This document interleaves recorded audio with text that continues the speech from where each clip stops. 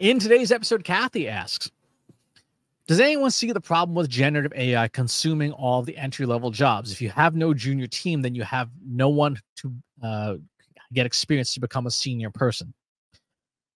Yep, this is a problem. This is a known problem with generative AI, and it's something that people have to be very thoughtful about when they're rolling out generative AI within companies like agencies and things like that. One of the things I say in my keynotes is that the outcome for generative AI will be based on the type of company you work for and their values. More progressive companies will say, yes, let's take a whole bunch of tasks, automate them, and get them off your plate.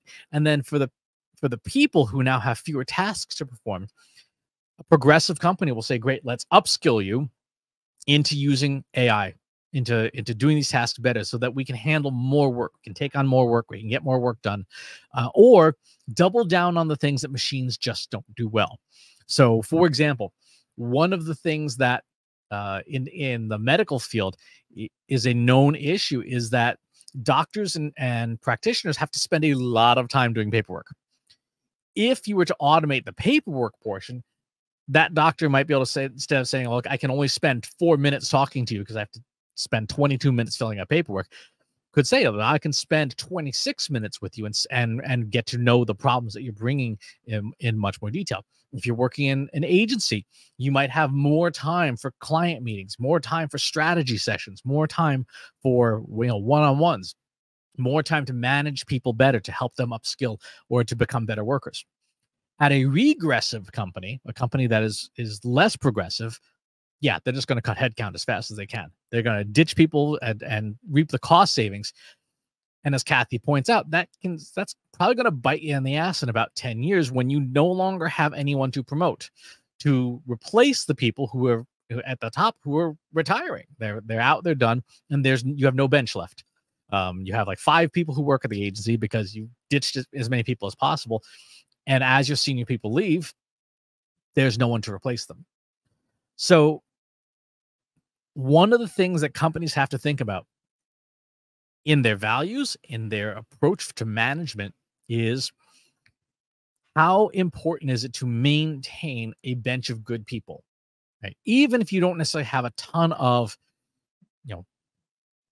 automated task work for them, is that bench depth important enough for the long-term health of the company? If it is, then you need to take that progressive approach. If it's not, you take the regressive approach and you accept the risk of not having enough people to run the company in 10 years. As generative AI gets better and better and better, it will consume more tasks. But there are still tasks that generative AI is not going to be able to replace, one of which is where the human relationship is a part of the core value offering. For example, you probably would not be thrilled about having your hairdresser replaced by a machine.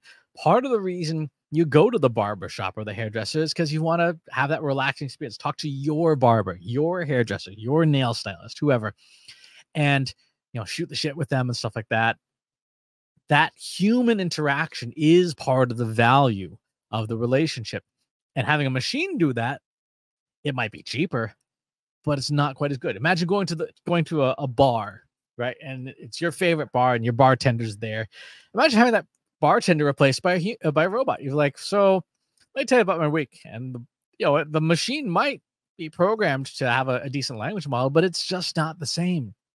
It's not the same as talking to Mo at the bar. It is not the same. So those companies that are more progressive are going to recognize that those types of jobs and those tasks, the human relationships, it's going to be real hard to have machines replace that. Think carefully about your values.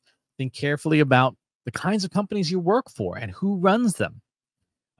If a company is super focused on things like shareholder value, yeah, it's probably not going to invest heavily in its people. That's going to do it for today's episode. Thanks for the question. Talk to you next time. If you enjoyed this video, please hit the like button. Subscribe to my channel if you haven't already. And if you want to know when new videos are available, hit the bell button to be notified as soon as new content is live.